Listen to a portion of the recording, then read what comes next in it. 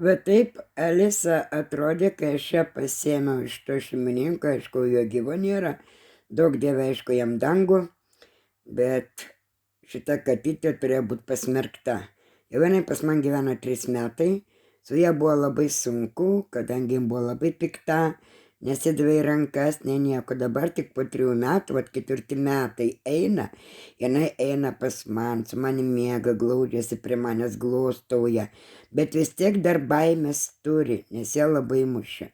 Buvo jinai operuota su kojytėm, jei stuburas buvo pažeistas, sakė, kad ji parsulopė, tarsi kom jai trenkė.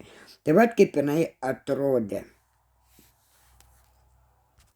Matot, aš per kitą telefoną fotografuoju, kadangi nemoku dar, kad kažkaip pervesti į savo galeriją arba į nuotraukas į kitą telefoną. O taip jinai atrodo, dabar žiūrėkit, atrodė šitaip.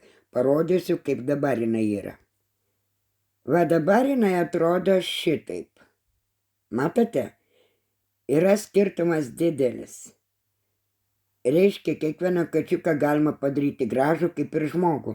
Kuo žmogus būtų negražus, jisai vis tiek bus gražus, jeigu jis sutvarkysi. Bet kaip sakant, žmogus savaime yra gražus, už tai, kad jis žmogus, jeigu jis neįdėjotas.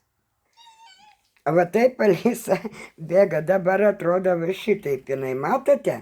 Ant kiek graži, kokia uodega. Ajajai, kokia tu gražuolė. Gerai, iki vakaro. Na va, prašė valgyti, dėjau, valgo. Jo, jinai stamboka dabar, tikrai stamboka mano katytė, bet dieve, jinai dar vis tiek negali pamiršti, kas su ją buvo, kaip jai buvo, jei tai būtų įdeda maisto, tai neįdeda, matot, kokia jinai kuda, tai dar plaukai pas ją stambus. Jinai kudutė labai buvo. Aš ją paimdavau ant rankų, bet jinai mane visą apdraskydavo, aišku, kadangi ir yra dar kažkas su dantukais, nežinau kas, dabar kol kas negalim, kadangi dar už operaciją turim atiduoti, ten nedaug jau liko, 30 eurų atiduosime. Ir šitą, ir paskui vešim ją pas veterinorą.